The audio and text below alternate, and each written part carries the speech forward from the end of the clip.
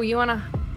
Welcome to Evangelicalish, where we discuss the good, the bad, and the ugly of the American Evangelical Church, deconstruction, faith, and God's love through it all. Join us for these episodes live on our Evangelicalish YouTube page on Wednesdays at 9 p.m. Eastern, 8 Central, and 6 o'clock Pacific. Let's journey together. Hi, everyone. Good evening. Well, we didn't have pre-show people popping on today. I don't know what happened to us today. It's a sad day. We're not cool today. I know. I think it's because Jeremy's not with us tonight, and that just, diminishes our audience, I think, April. Yeah, sad day. But no offense, none taken. Glad to be with you guys tonight. Welcome to Evangelicalish. We've got a cool show. Jeremy is doing some family things that he needs to do tonight, and so we bless him to do that while April and I carry on the show. And so I'm Paul. I'm April. And here we are with Evangelicalish, and we have an awesome guest tonight. And April, you want to introduce our guest? I do want to introduce our guest. If you're on TikTok, you may already be following him. He's a fellow TikToker and is seriously killing it on there. But it's Matt Phifer, who is a therapist, a coach, and an author, and just talks about all the things. But I think that the first few things I saw about on your TikTok were you talking about narcissism and narcissist, and then you made a couple that related it to the church. Mm-hmm. And it just really got me thinking of all the narcissists, especially in leadership and pastoral positions that I hadn't thought about before. But anyway, welcome, Matt. Thank you very much. I appreciate it. It's an honor to be on. I've been following all of you guys for a while, and I know I've talked to April before. I've been following Pastor Paul for a while, and Jeremy, I was on his show, and I also had him on mine. So I feel like I'm in good company. And you've got to tell the name of the book. The title of the book is awesome. Oh shit! I think they're a fucking narcissist. I love it. The reason why I came up with that title, I always even when I was in the church, I always enjoyed being edgy. I always feel like I was kind of my authentic self. And that's kind of everyone's thought whenever they first realize what it is and when they're with someone that's narcissistic or in the church. And so it's just a common, even if those aren't the exact words that you're saying, it's kind of the feeling like, oh, I see what's happening here. Yeah. And so April, Matthew's book makes us go explicit tonight. It's not you cussing tonight. We're explicit right off the bat. Okay, well, Matt, tell everyone just a little bit about yourself, and then we'll just dive in. So I'm a therapist, coach, author, and I'm also a podcaster. I help people who are in toxic relationships. Most people know me about toxic relationships, but I help people understand them and recognize them, and then also heal from them, because even after you leave a toxic relationship, whether that be a workplace dynamic, and I deal with a lot of people who are recovering from religious trauma as well. And once you leave, because everyone, when you're in it and you start to describe it to people, everyone's like, just leave, just leave, just leave. And then you just leave. And you realize that there's a lot of healing that needs to be done, that you've now been conditioned to. You feel guilty, you feel obligated to still kind of listen, or you still have a lot of plaguing thoughts in your head. You still have a lot of emotions about what you've been through. You're kind of still ingrained in that system, even though you have left that system. You may have left a toxic relationship or marriage.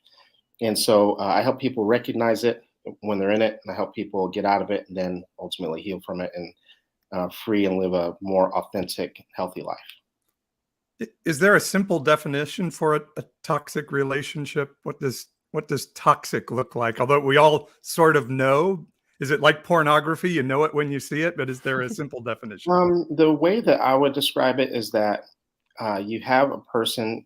Actually, the short answer to that is no. There's not a simple way to describe it. But the most simple way I can describe it is it actually comes from Aesop's Fables, from a children's book that a lot of us read it when we were growing up. But there was a lion that I forget in the fable if he was old or if he was sick, but either way he couldn't hunt anymore. And so he sat back in a cave, and then he would just wait for animals to walk by, and he would call out to them, and he would say, like, hey, come help me out, take care of me, I'm sick. and they would go in the cave, and he would devour them. Well, one day a fox walked by, and the fox he called out to the fox, and the fox said, I noticed that all the tracks are going one way, and none of them are actually making it out of the cave. And that's what it's like when you're in a toxic relationship, that everything is headed in one direction. And in regards to that person is playing victim, regardless if that person is just completely dominating over the relationship, if they're using tactics like fear, obligation, and guilt to try to manipulate you into doing things for them, they use a series of tactics to get you to basically work for them and to do things for them. And you, over time, you start to notice that you are starting to feel more drained. You're not achieving your goals. You feel like a lesser version of yourself. It can cause panic attacks. You start to notice that your physical nature, you start to get sick more often. There's a lot of side effects that happen because everything is all geared towards that one person or that one place. It could be a church. It could be a toxic workplace environment too.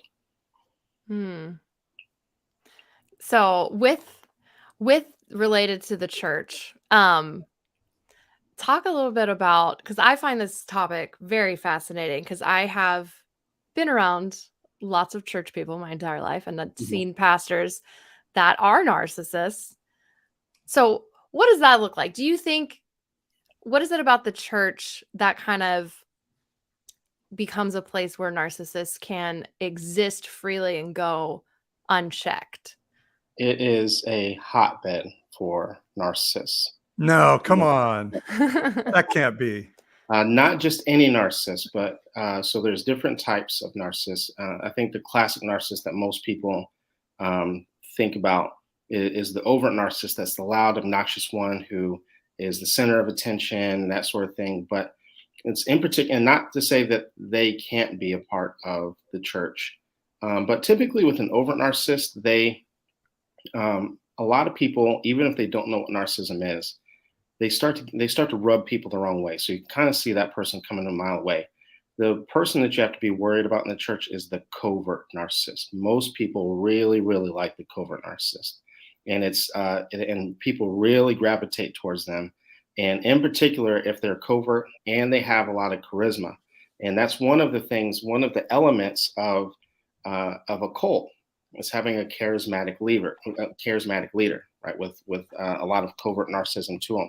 And in the church, you see that, but because the word cult has so many negative connotations to it, all you have to do is really just slap a Christian label on it, or a Christian church, or a Christian name on the church, and all of a sudden that cult looks very much like a Christian church. So you have a lot of churches that have narcissism, a lot of themes of cults to them. However, right, because it's Christian, people don't recognize the behavior because of the mask that's on the outer wall, so to speak. And is narcissist often replaced by the man of God? Are they synonymous titles? Absolutely. Man of God, anointed person, full of the anointing, and also, so we have the man of God, and we have, and so when we talk about because there's a lot of layers when it comes to narcissism. So when we're talking, if I was talking to someone about a toxic narcissistic relationship, and they were leaving it, we would talk about what's called abuse by proxy.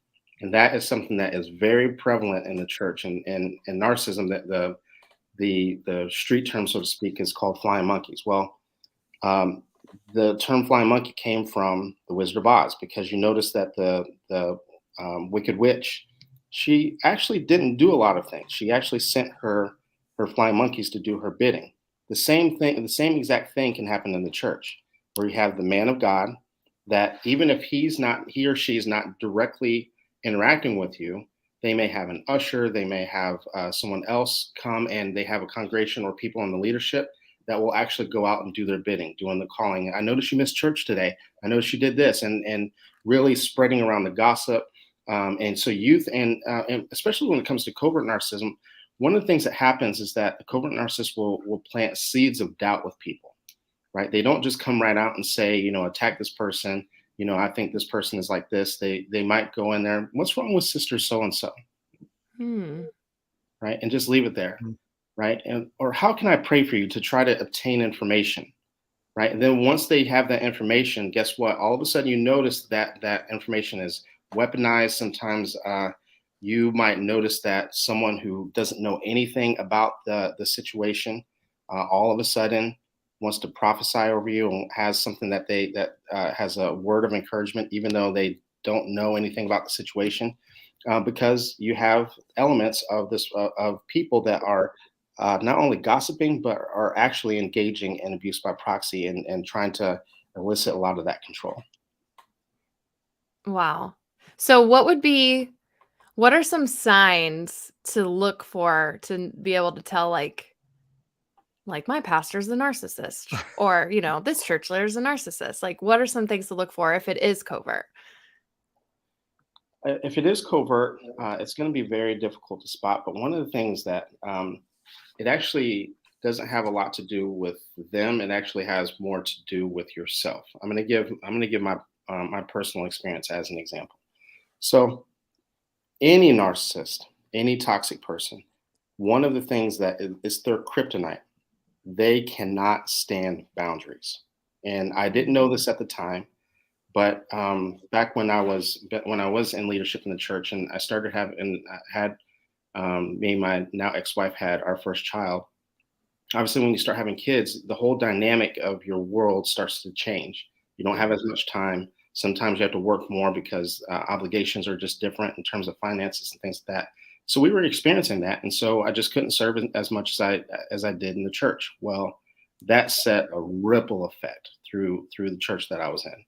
And so when you start to say, and so there was a lot of, when I started setting some boundaries, there was a lot of shaming. All of a sudden, I noticed that I was taken down from leadership, and I was put on the cleaning crew, even though I don't think that's that big of a deal. Yeah, I didn't think it was that big of a deal at the time. I knew that that person was trying to shame me at the time, right? Because now I have quote unquote clean toilets, right? There's a you notice that when you go to set a boundary, that they feel this need to punish you for setting that boundary, because there's a term called narcissistic injury. So them hearing the word no, or that you can't do something, or that you won't do something, you'll notice that there's even if it's not a complete backlash right away, you're going to notice that there's going to be a change in temperature, so to speak.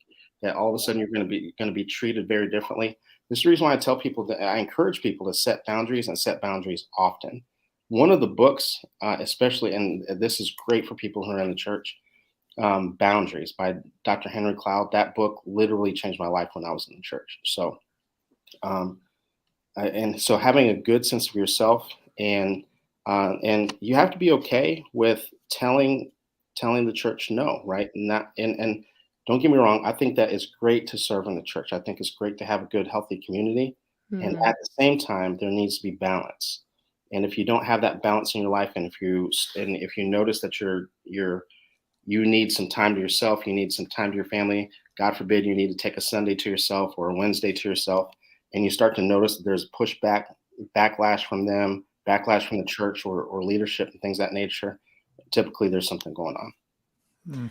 That reminds me, when I was heavily involved as the worship leader in a church I used to go to, one of my friends went to the pastor, and like they had multiple services on weekends. We had like 3-hour practices on a weekday night. Like if you were on the worship team, you were giving like 15 to 20 hours of your time per week volunteer.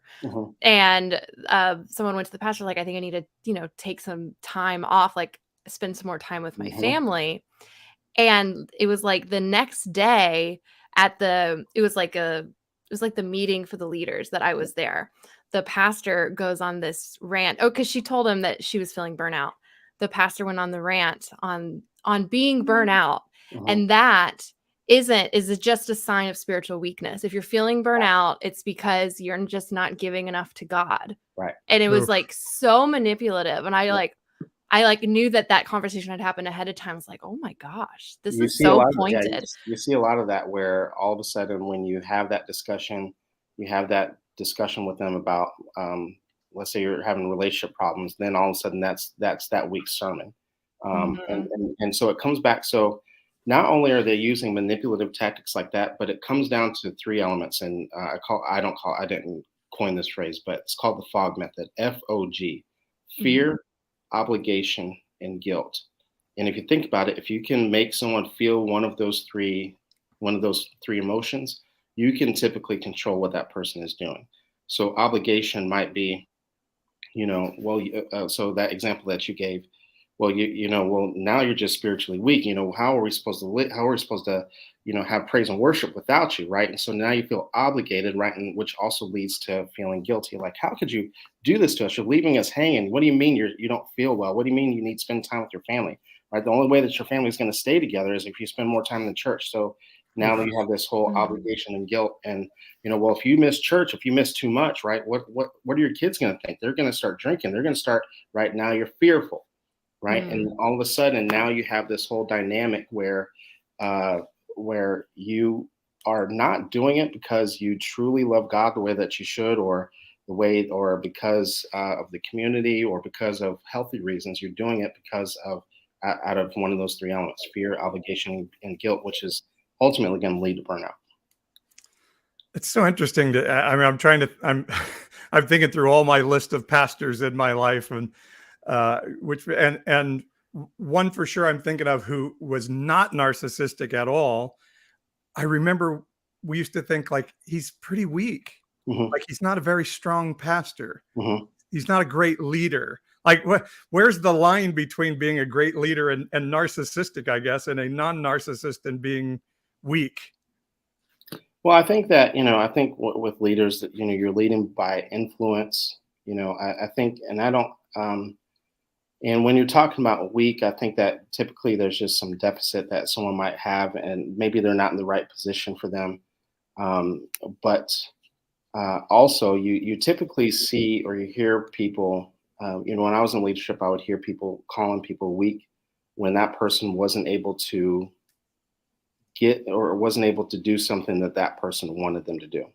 And so you Mm. hear all of a sudden, then all of a sudden they're weak. Then all of a sudden there's an issue with them, kind of like what was happening with April's friend.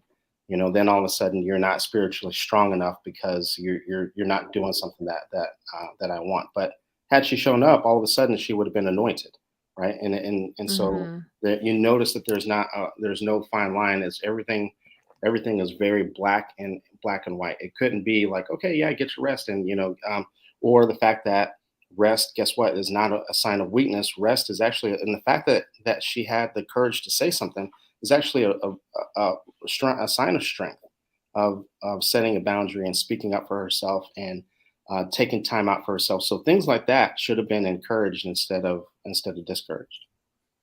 And I guess do we want this strong man? Is that why churches are sort of a cauldron for this to come and happen? I don't think it's so much, uh, because it's not so much about strong man or strong woman, or um, because there is such thing as a healthy level of narcissism.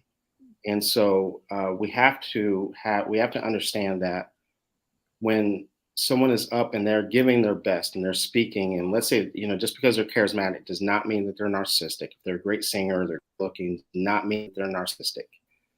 But when we get into the way that they're treating people, right now we can start looking at, maybe the narcissistic. It also could be from unhealed trauma, it could be from insecurities. But either way, one of the things that I tell people is that let's not get so focused on whether or not someone is a narcissist or not. Let's pay attention to how someone is treating us, and then let's act accordingly based on how they're treating us. Because there's a lot of reasons why someone might mistreat you, narcissism being one of them.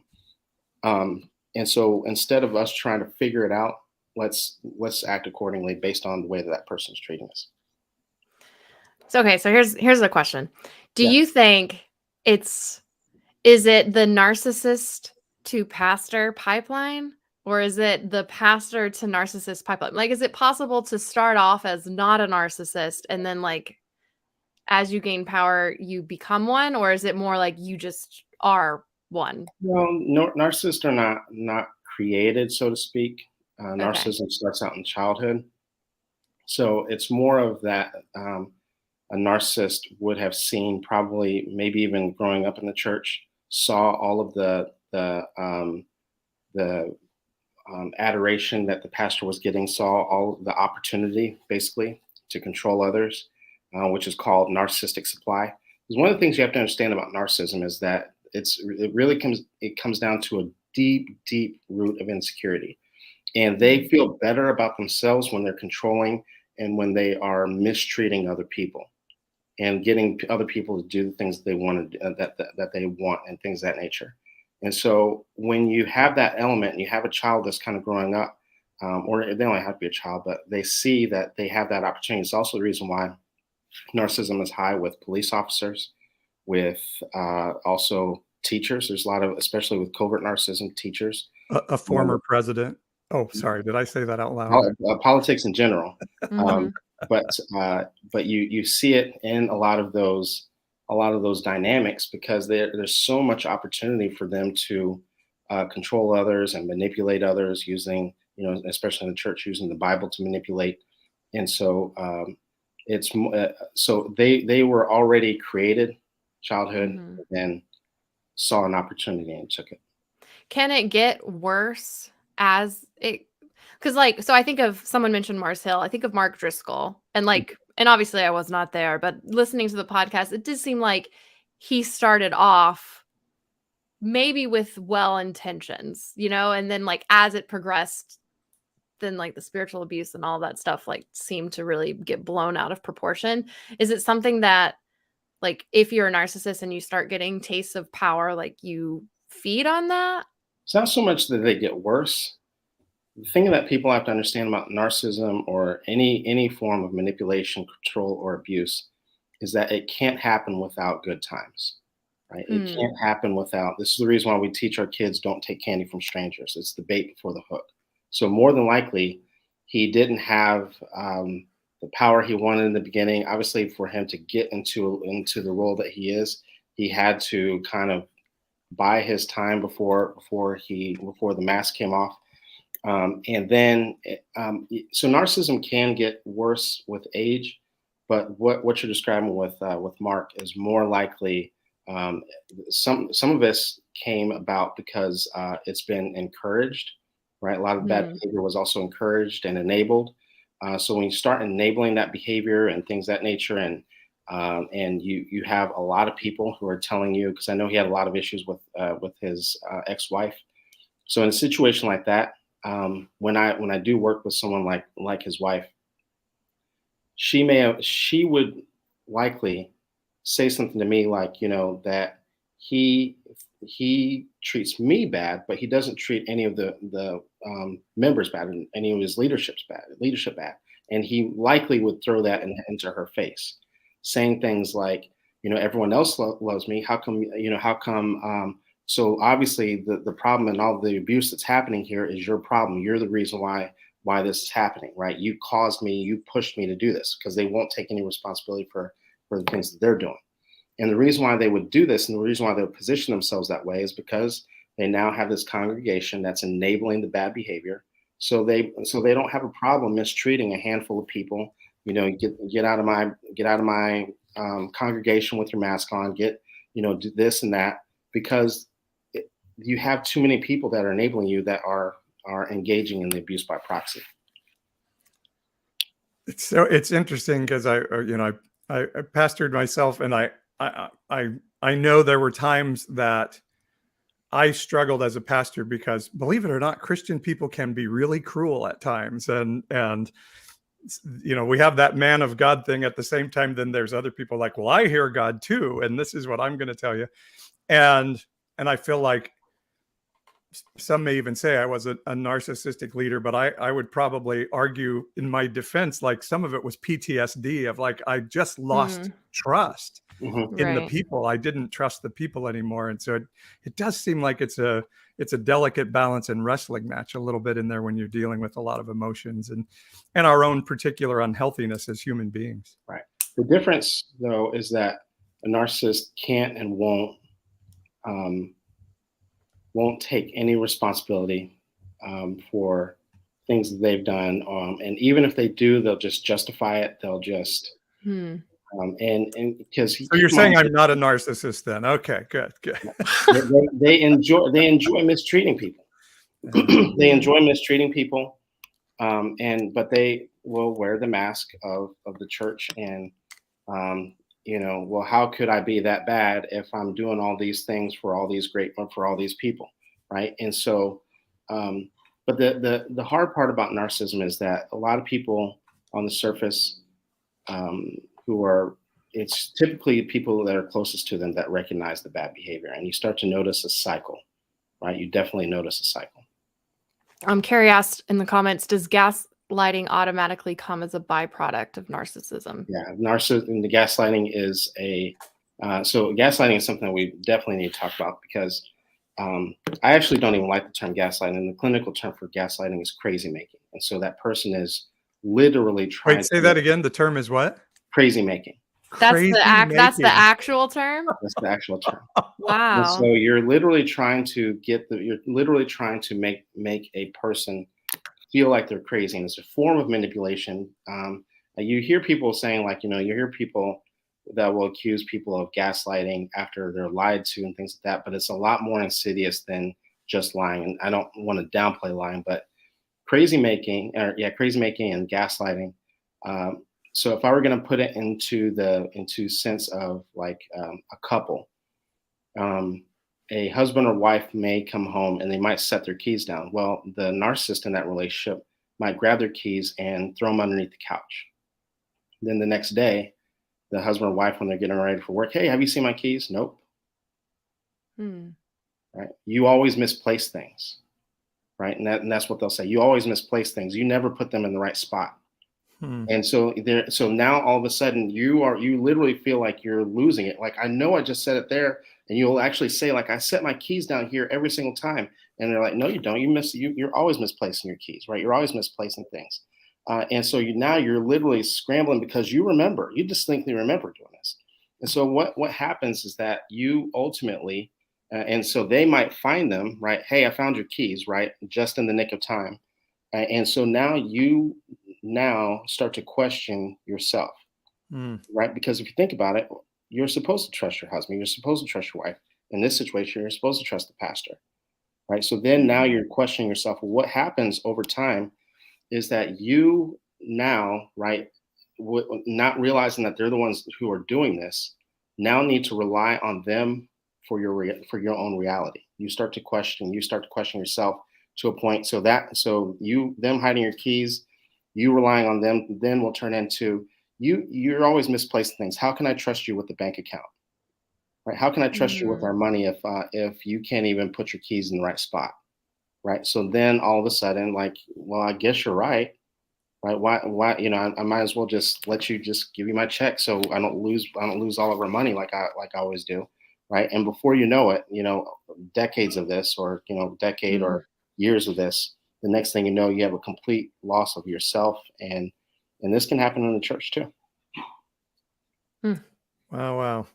Well, let's hit a quick break, and I'd like to talk more about how we extricate ourselves from that, and does this provide cover for bad things to happen in the church a little bit? And we can talk some more about that, April, with Matthew as we hit our break here in Evangelicalish. Loving Evangelicalish? Follow us to catch all the latest content and encouragement. You can check us out on TikTok by following @Evangelicalish, or subscribe on YouTube by searching Evangelicalish. That's evangelical with an ISH. And don't forget to catch our live streams each and every single Wednesday night on YouTube at 9 Eastern, 8 Central, and 6 Pacific. And now, back to the Evangelicalish podcast. Still funny that I say Evangelicalish and everybody else says Evangelicalish, and I don't know why that is. I know. I like slightly laugh inside whenever you're like, welcome to Evangelicalish. Like, who's Evan? I can't help it. I don't know what happened there. So, April, you were telling me before we came on about this story of John MacArthur's church. I don't know if I want to define John MacArthur as a narcissist, but he seems like it sometimes. He's definitely a misogynist. Probably a narcissist. Matthew, did you hear the John MacArthur story that broke? Okay, so you can read. There's a long, very in-depth article that Julie Roys dropped this week, and it's from, I think, like the initial claim was from like 20 years ago, so it's very old, but it's just now come to light that there was a husband and wife. I'll make this brief, but a family, and the husband was abusing the wife and the kids, and the wife went to church leadership and said, my husband is abusing me and my children. And so they were like, well, you guys need to go to counseling. And long story short, they tried to counsel them to stay together. He quote unquote repented, but still abused them. So she kept saying like, hey, he's still abusing me. Like, I need to leave him, and I think one of the things that she said was, I can handle being abused myself, but I'm not going to put my kids through that.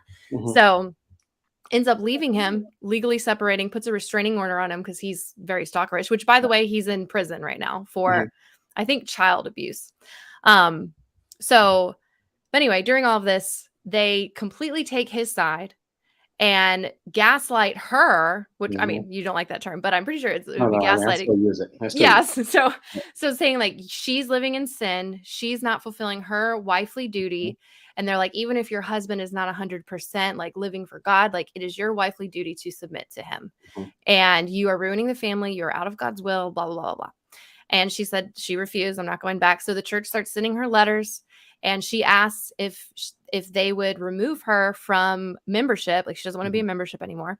They deny her request, saying like, no, we feel it's our godly duty to correct you because you are following Satan right now, or whatever mumbo jumbo they used. And so she just kept ignoring them, didn't go to church, was still separated, until finally John MacArthur twice from the pulpit publicly shamed her and used some scripture of like, you go to the person first and then you do it in a group and then you take it to the public. So publicly shamed her by name, said that so-and-so is leaving her husband out of God's will. Like, her husband wants to stay married, obviously doesn't even mention that there was abuse. Like, they stood by him. So then she starts getting harassed by church members. So anyway, eventually he goes to trial, is convicted. There was also child sexual abuse that she learned about later that she didn't even know about at the time. But the church has never apologized. And they never won't. apologized. And that's where we see. So he obviously is very narcissistic, but notice how narcissists can use. So when the church was going after her, that's what I was describing with abuse by proxy. So even though we were talking about narcissists from the pulpit, this is how a narcissist who's in the congregation could manipulate and spin, because they know that the church is going to be on their side as long as they want to work things out. Well, guess what? Narcissists always want to work things out. They won't change, right? Kind of like what you described with repenting. Of course they'll repent. They'll say all the right words. They'll say the right thing. They won't do the right thing. They won't actually make any changes. But they know that the church is automatically going to be on their side because they want to work it out, and they'll say all the right things. And so now you have this whole dynamic. And even as you were talking, I heard a lot of the elements of fear, obligation, and guilt. You're out of God's will. You're following Satan. You're this, right? And so now all of a sudden you have this whole dynamic of everything that we just described, right, within this family. And all she wants to do is and she shouldn't feel like she, and notice how the church was siding with someone who was abusive.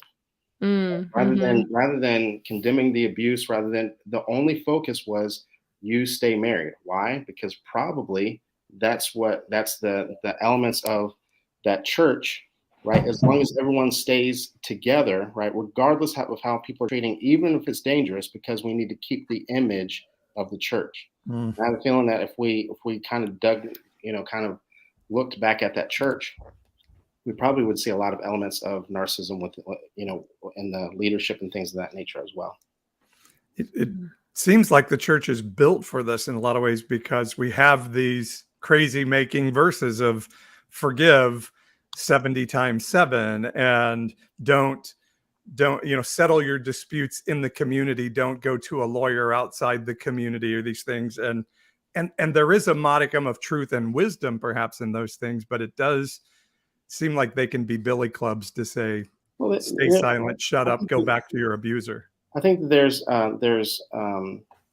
you can anyone can spin anything to kind of say what they wanted to say if they really wanted to, if they really wanted to.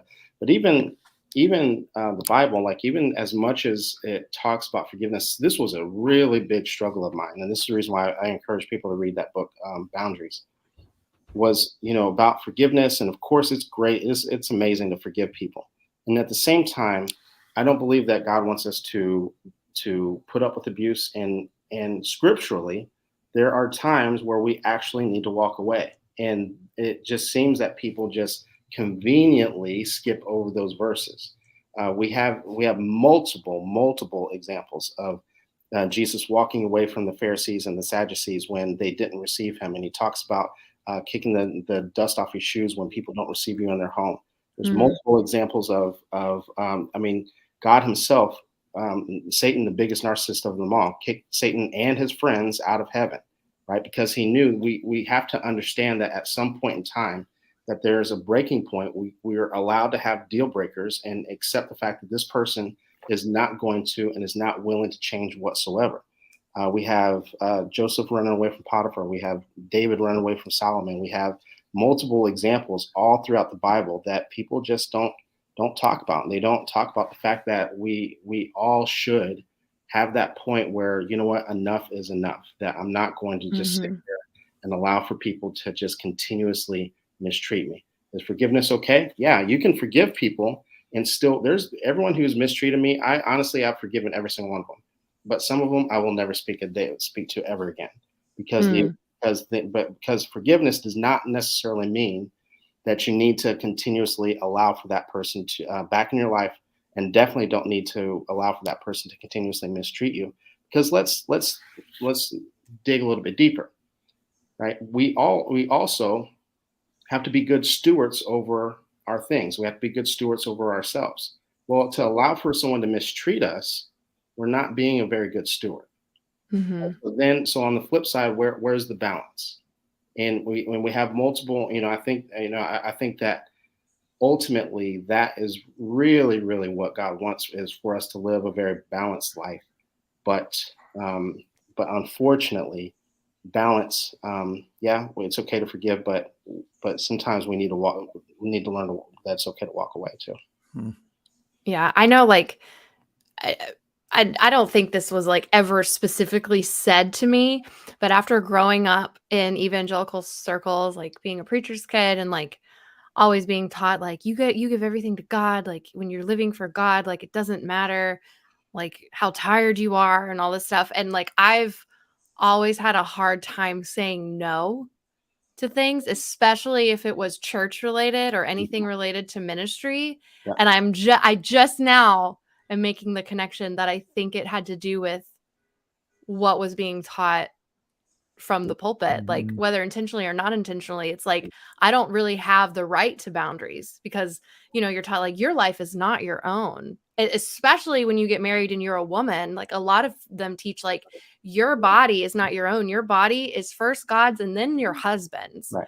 And so like growing up in that environment, it's like, I'm still to this day, like trying to figure out what I actually like and what I actually want. Because my entire life I've been told like, good Christian girls, you like this and you like this and you don't like that. And so it's been weird and sad to be in my 30s and just now like allowing myself to figure out, what do I like this? I don't even know. I've been conditioned to like it, but I don't even think I like this thing. Yeah. And it's fun. And part of it's fun because I struggle with that sometimes too. And it's fun to kind of explore and learn yourself. And at the same time, one of the things, because what happens, the reason why we can share that experience is because guess what? We were gaslit in the church. That's what happened. We were convinced. And here's the thing about gaslighting is that they use things so in the church, they'll use scripture, and there's actually scripture to back that up too. Right. That's exactly what happened to Jesus in the wilderness. He was being gaslit by Satan. But you have to have a good sense of yourself to understand when scripture is actually being perverted for unuse. And the only way for you to understand that is to have a good sense of yourself and a good sense of the things that kind of like what you're talking about, things that you enjoy, things that you want, the goals and aspirations that you want out of life, because that's really the core essence of who we are, right? And then we can add everything else to it, so to speak, the scriptures, the community, and everything to find that balance. Because we have to understand that just because someone is in the church, just because someone can quote scripture, anything like that, does not necessarily mean that they're of God. And again, scripture backs that up. And I think, and I saw one of the comments Alex made there of like, who cares what the Bible says, get out of it. And I agree. If you're being abused, you don't need biblical backing to get out of it. But because the church does put so much weight on the Bible, I think it's important to be able to say, let us give you a biblical basis that Jesus even told his own mother. Well, first he told his parents, like, hey, I'm supposed to be in the temple. You can't tell me not to do that. Right. And then he told his own mother and brothers, like, you're not my family. This is my family. The people who believe in me are my family. And so just like you're saying, Matthew, boundaries are biblical, that Jesus demonstrated this for us. That reminds me of, like, Jesus, you just mentioned how Jesus told his parents no. There, I don't know if y'all saw this viral Facebook post of this Christian mom so mad about the new Disney Pixar film Turning Red. Did y'all see it? I didn't see that. No. Okay, well, it's stupid, but I'll paraphrase it for you. Basically, she had a long list of things. Like, we just finished the movie tonight, which is great. Go watch it; it's very cute. But in it, the daughter is a little bit like, she said that one of her problems with the film was that the daughter, who's 13. One, they talked about periods. She was like, you shouldn't be talking about periods in a kid's film. Like, why not? Girls have periods. Anyway, she was saying her biggest pushback was that the daughter, who was 13, told her mom, like, hey, I'm my own person.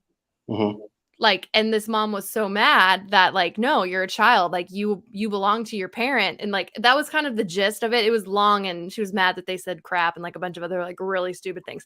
But the gist of it to me was that she's probably a helicopter parent, and she was mad that Disney showed a film in which where they gave like bodily autonomy and, individual thought to a child. Yeah. Like, because regardless of what the church teaches and what this woman believes, like, that child is actually their own person. Yeah, absolutely.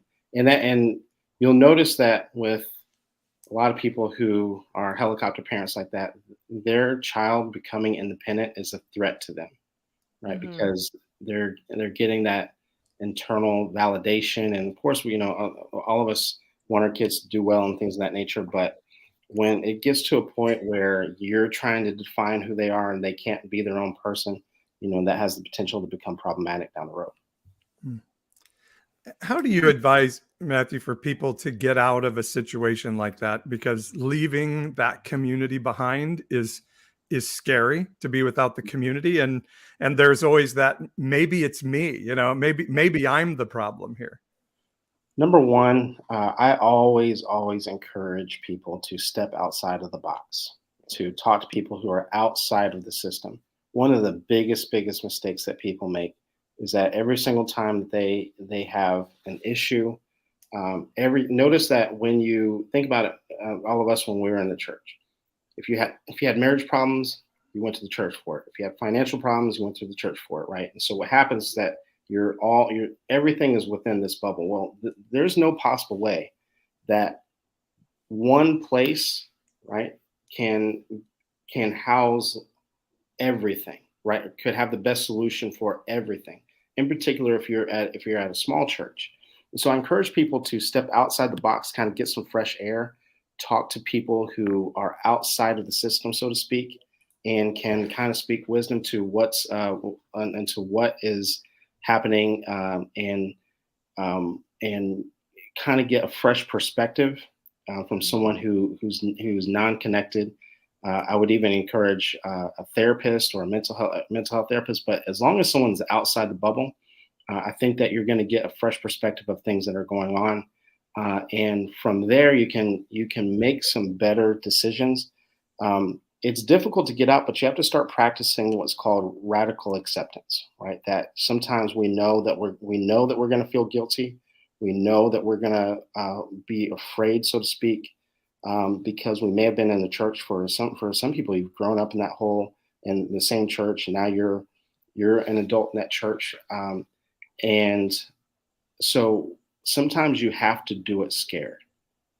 But the ways that you can step out all at the same time is to develop a system outside, so to speak, that you have people that you can talk to, that you can lean on, that you can go to, so to speak, for times when it gets rough. Because when we start getting into trauma bonds, and that's what happens when you're linked into a narcissist, you develop an unhealthy attachment in a place that causes shame, exploitation, or maybe that there's danger.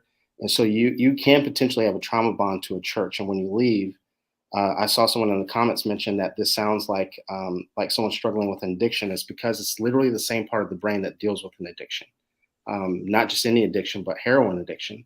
And so when you leave, you're going to experience the trauma bond, which is really withdrawal. So you're going to have sleepless nights. You're going to feel really awkward and weird and feel out of place, and a part of you is going to want to go back because you don't know anything else, because you're familiar with that system. And so talking with people, a therapist, a coach, someone who understands it, is definitely going to help, and also understanding trauma bonds and understanding that that's going to pass, and you're going to need time to heal. Yeah.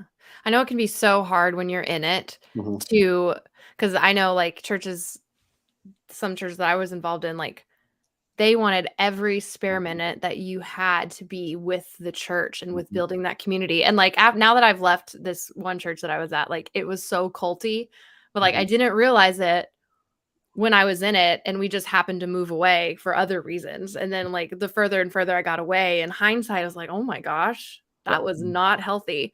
But it's hard because they discourage outside relationships. And if you do have outside relationships, there's an ulterior motive of bringing them in to the group.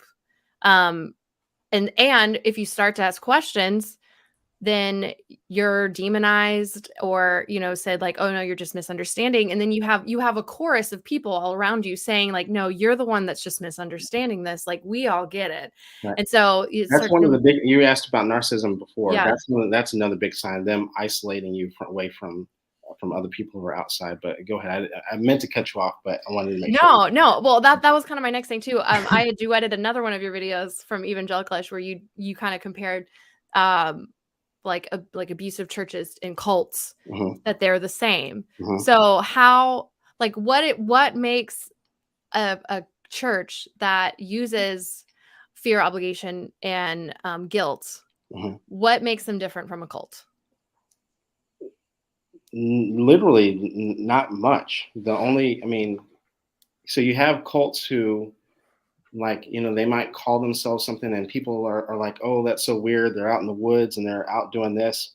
But when we're really talking about, cult-like behavior, and, they're isolating you away from people, telling you to cut off your friends and family, having you give your finances over to them, making you feel fear, obligation, and guilt to, not much. And so when you start looking at it, when you start looking at a healthy church that allows for you to set boundaries, allows for you to speak up for yourself, you still have autonomy and freedom and that sort of thing. And then you talk about a toxic church that you lose all of those things, and you feel awkward even talking to your family unless they start going to church with you. There's not much difference, really. Just the name might be different. One might be the Jim Jones cult, and the other one is Church of Christ or something, or whatever. Is there anything to do about that? Because I do like, is it like Christian supremacy that's in this country? Like, why can so many Christian churches get away with just the worst types of abuse? Like I think of Mars Hill, but there's countless of these, and a lot of them are in small churches that we'll never hear about because they fly under the radar. Like, what is it about, if they were cults or any other type of, I don't know, religion or gathering, like they would be under fire. Like what is it? What do we do about it? Well, this is the reason why it's so important to empower people and to teach people about boundaries, because I can promise you that for every cult there's probably a handful of people within it that kind of feels like there's something off. Nobody wants to speak up though. And none of them dare say it to each other, because no one wants to say anything against the man of God. And so, it's important for us, for things like what you guys are doing, and my page where people speak out and people are like, yeah, that's I relate to it. I've had people that were a part of the church that I've been in that reached out, like, I'm so glad to hear that someone else like shared the same experience that I did, right? And so, when you start to realize that you're not the only one, that helps. But the reason why people are able to fly under the radar when we have to remember that narcissists are wearing a mask, and that's no different from the church as a whole. And they go in spots where, keep in mind, like we talked about in the beginning, most narcissistic church leaders, the ones that are narcissistic, are more of the covert narcissist type, where they are well liked, and it's easy to gravitate towards them. They are very charismatic. And it's not until you're actually in it that you start to say, like, I think there's something up here. And so when you have, let's take it out of the church for a second, and let's bring it to a covert narcissist who's a teacher. And she tells you that your son or daughter is misbehaving in class. Are you going to question her? You're not there to know. Right. If you have a principal who is a covert narcissist and says something about a whole system or a whole classroom, are you gonna question them, right? And the typical answer is going to be no. Why? Because they're a principal. They're already over a school. You have a teacher who is supposed to know everything. If you have a covert narcissist who is a psychologist or a therapist, are you going to question them if they give whether or not this diagnosis is correct? Probably not. And so a lot of these places are very good cover-ups for narcissists. And same thing here, right? Well, I'm the man of God, and you have to, in the beginning, keep in mind, there's a lot of love bombing in the beginning, right? So they give you exactly what you're looking for. Keep in mind, most people go to church not because everything is going well, but because things are not going right. Yeah. So you go in, they treat you with love and care, right? And then it's not until then, right, that all of a sudden you start to see the mask come off, right? And then they start rubbing that in your face. Well, who took care of you when you were on the streets? Who did this and who did that, right? It was not only was it God, but it was me as the man of God that took your family in when you had no one else to go to. Not even your family wanted you to go to them. Then all of a sudden now we have this obligation because of the love bombing in the beginning. Yeah. And so then in the public, right, if a pastor comes up to you and says, I'm a pastor of such street and church up the street, who's going to say that they're doing anything wrong? Right. Yeah. And and the answer, I think, some to your question, April, is particularly in these non-denom churches, there is no authority. There is no outside oversight. It is the pastor and the board usually consists of a wife and two uncles. It is all internal. And honestly, then overall the church in the United States, Christians are always claiming oppression, but the government is terrified to do anything against churches because it will look like, persecution, big government persecution. Yeah. So I think there may be some of that's going to have to be broken down in a generation or so, that we start to say, hey, these places can't be above the law. And then when you look at it, even when you look at Mark Driscoll, who, with the abuse of his wife and that sort of thing, even when it is seen, remember, narcissists don't take responsibility or accountability for their actions. Right. Right. And so they have just enough people to back them up, to support them, enough people for them to still not take accountability, still not apologize, still not make any changes, still not go to therapy themselves, and enough to continue the behavior, and enough to begin to isolate and push that person out in his situation, his wife, and that other story that you mentioned, that person's wife, and to say that they were the problem rather than holding the other person accountable. Because unfortunately, in both those situations, the Mark Driscoll and the story that you mentioned, the person who wants to keep everything together is more biblically correct in their eyes, right? So you have enough of a support system where that person is able to say, well, I'm not the problem. Clearly it's them. And clearly, and so it's a really messy dynamic.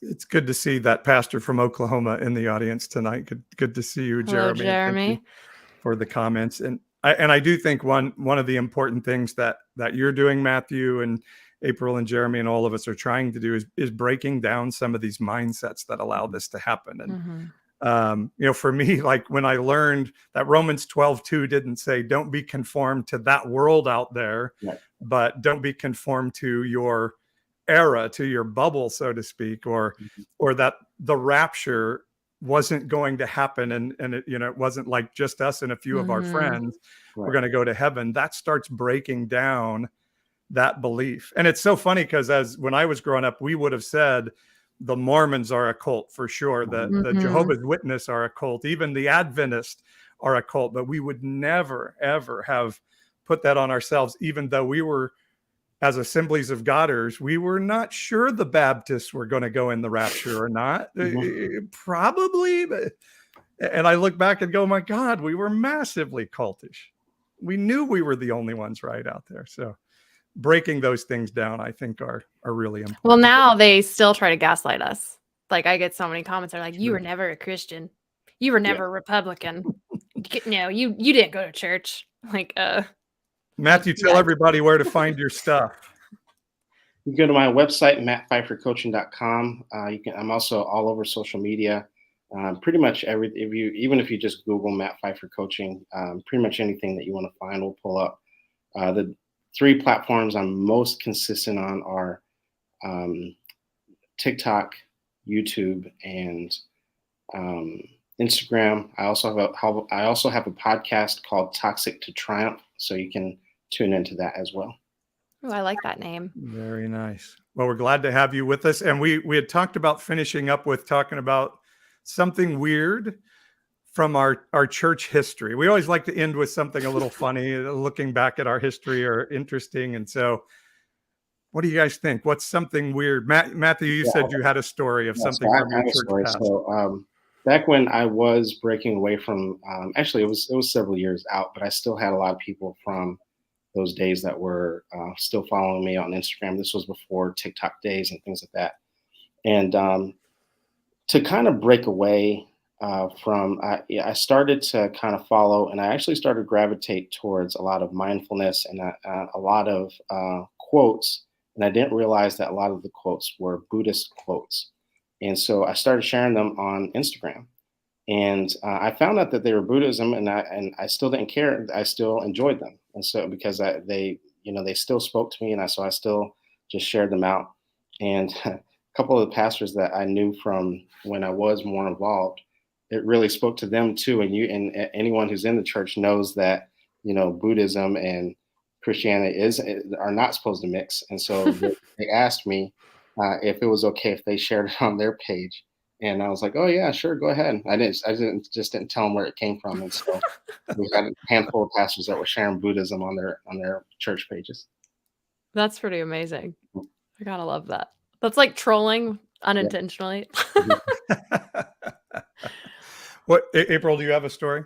I mean, I have so many stories. I don't even know which one to pick. This is like a weird, funny story from, so I grew up, my dad was an evangelist, so I was homeschooled a lot of it. Went to school for high school years, but I was like full on evangelical, like homeschooled, preacher's kid, all the things. Well, I know, because I watched your parents growing up on TV. I was forced to. Oh no! Oh wow! Okay, well, okay. Well, that you know more about me than most of these people did. I feel like I'm talking to my long lost sister, actually. Aw. Heart. So I don't remember how old I was. I was probably 12, maybe. And so we had a motorhome, and we'd travel around the country, and my dad would speak at a different church every week, and I would sing before my mom would sing. And usually they were like medium to larger churches, but my dad was very much like, I'll go anywhere, so some of them were really small. So this one church was one of those very small churches. I think we counted, there was like 6 people there besides our family total. Very small church. You doubled the attendance that day. Yeah, we doubled the attendance. So it was very, very small country church. I think it was in Texas. Like we didn't even have to like stay because we were from Texas. Like it was like a day trip, so we didn't have to stay overnight. But there was this the kid was probably 2 or 3. He was like a little boy Mhm. that just started running up and down. Like there was only like maybe 6 pews there. Took his shirt off and was just running up and down while my dad was speaking. And my dad was trying very hard to ignore the fact that this kid was just running up and down.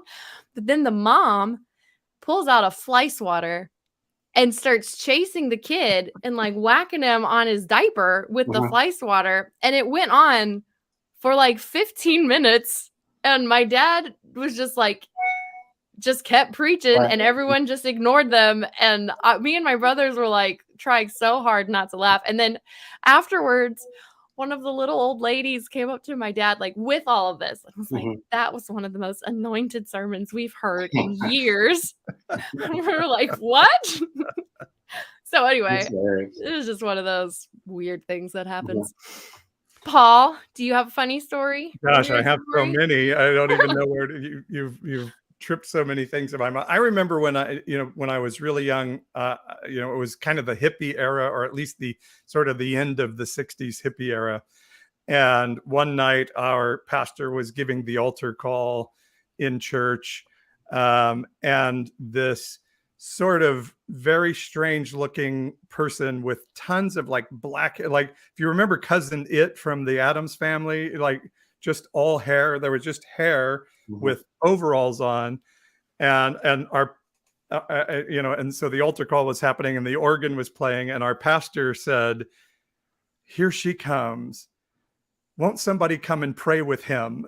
Because he couldn't tell if it was a male or female, and just glad they didn't believe in they them pronouns. Yeah, it would have been beneficial in that moment. That would have been heresy for sure. And I think the person didn't, had a little bit of body odor as well, and so people were struggling to pray a little bit. But it ended up, the story then became that this was this, and it's just funny with Greg Locke doing all his stuff right now, that this was this witch that had come in with a group of witches to cast a spell on our pastor, and instead the other witches had run off and this one got saved, and she came back and visited, and she had fixed her hair and looked normal. And so that was a very powerful tale of how God was more powerful than Satan in our church back in I've heard that same story told so many times from different churches. Seriously?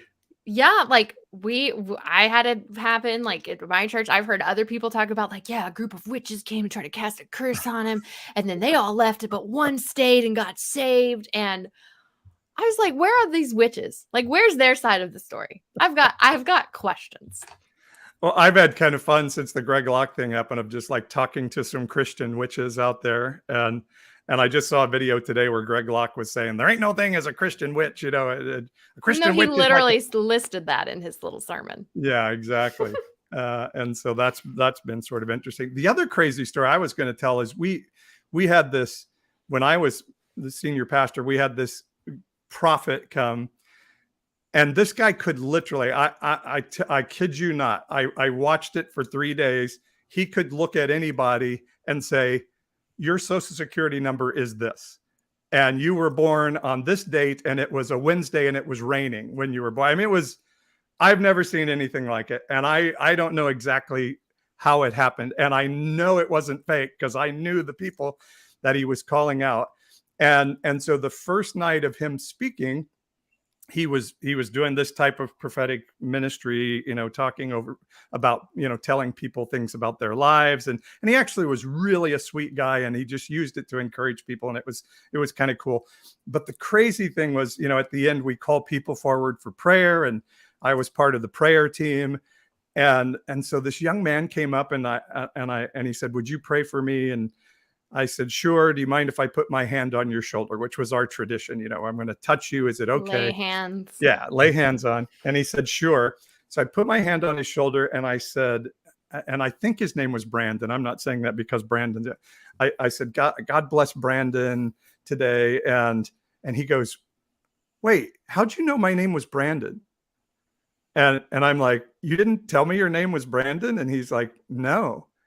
And so I said, okay, Brandon, let me try this. You play the drums. He's like, yes, I play the drums. I said, you have a kind of a blue sparkly drum set. He's like, yes, I have a blue sparkly drum kit. And I said, now, do you play the guitar? I see you playing a guitar left-handed. He's like, that's my twin brother. My twin brother plays the guitar. So I don't know how it happens. It's one of those things like when I talk to my atheist friends and they're like, why do you still believe anything from the Bible? And it's like, I don't know. I've seen enough weird and had enough weird experiences that I still think there's something out there. So that was one of my really crazy church experiences of my life. Wow. I'm no prophet by any means. I promise you that. I do hope that the guy wasn't actually telling people their social security numbers in front of everybody. Yeah, that's how your identity gets stolen. That's true. It's true, but It's probably how he found out in the beginning. Yeah. What's that? True. Probably how he found out to begin with. Yeah, maybe. Reminds me of that movie with Hugh. Is it Hugh Jackman that's in it? It was just out. I just watched it with Beecher not long ago, and I didn't like it. He told me it was like a Knives Out whodunit, and it was like so dark and definitely not that. Mhm. And I can't think of it. It's about it's not. Oh my gosh, we'll just have to cut this because I'm rambling and I can't remember the name of the film. But it reminds me of that, where the guy goes in and like basically like researches these people, and he's supposed to be like a mind reader and can read your mind, but he like goes to like the mayor or like the therapist in town and just like gets all the dirt on the people and then does this big performance for them. Mhm. So remind me of that movie. I don't think this I'm guy not saying could've that's done what that. happened. Imagine that Benny Hinn. Yeah. There was like a movie in the late 70s called Marjo of a guy that did fake tent meetings and made a ton of money and stuff. But even in that one, they told the stories of like, there were people that got healed in these services. Nightmare Alley. Nightmare Alley. Yeah. That's the film. Yeah. If you've seen Nightmare Alley, Beecher, who is my spouse, it's Bradley Cooper, not Hugh Jackman. Nice. Beecher's in the comments correcting me. Beecher told me that movie was like Knives Out was going to be a comedy whodunit. That movie was so dark and tragic. Like when you go in expecting a comedy and then you get like, it was disturbing. You have to be in the mood for something like that. Right. I was so mad. It was really good, but I was mad. It was like, I was not in the mood for this. Right. But anyway. Very nice. Well, awesome. Matthew Phifer, thanks for being with us tonight. Thanks for having me. Keep doing the great stuff you do. Likewise. Yep. You All right, wanna take guys. us home? Sure, guys. Thanks so much for joining us tonight and this week. If you're listening in podcast, don't forget to leave us a review. If you listen, give us 5 stars. You can always email us if you have questions or comments about the show. It's evangelicalish@gmail.com. And without further ado, love God, people, and we'll see you next week. Good night, everybody.